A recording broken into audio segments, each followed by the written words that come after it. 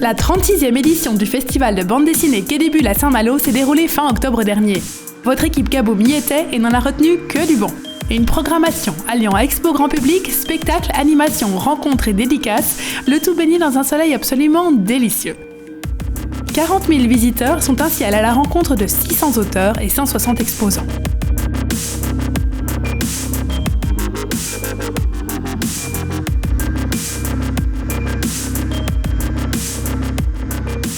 Une édition qui, comme à son habitude, a remis ses prix.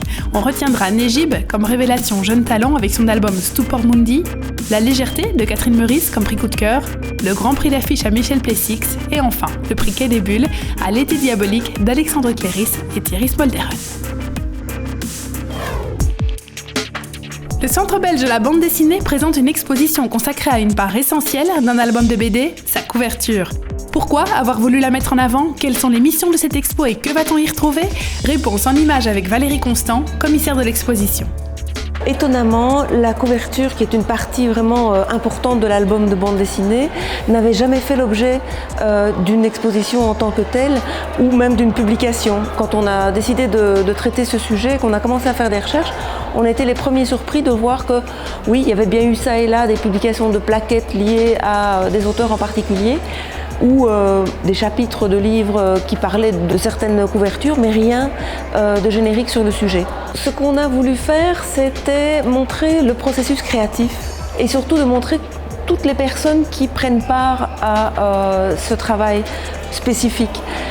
Parce qu'en fait, la couverture est vraiment l'élément sur lequel le plus de personnes interviennent dans la chaîne du livre.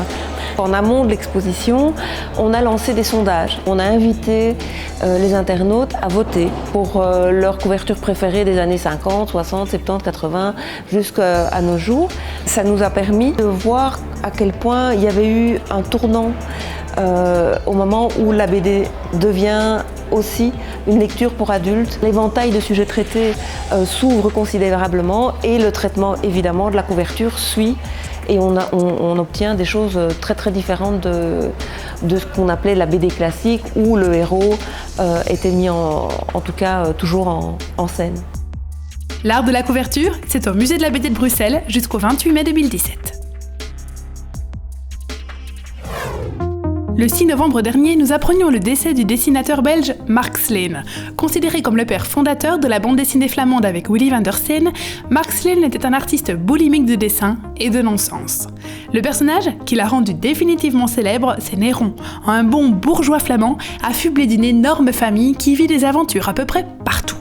Des scénarios toujours empreints de folie, de surréalisme et d'absurde qui ont amené ces personnages dans des situations les plus improbables tout au long de 217 albums réalisés sans l'aide d'aucun studio.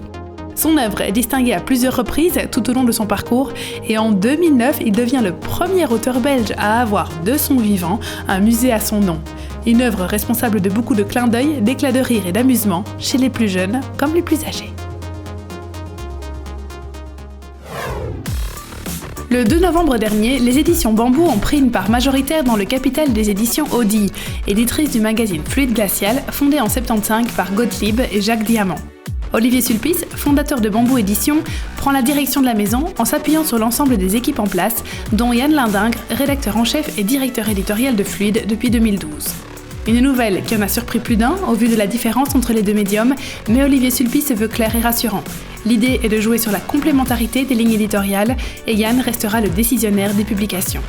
Bambou, qui fêtera bientôt ses 20 ans d'existence, verra sa croissance déjà en marche perdurer grâce à la quarantaine de titres publiés annuellement par Fluide. En bref, ça roule pour Bambou, et quand la BD va bien, chez Kaboom, on aime ça.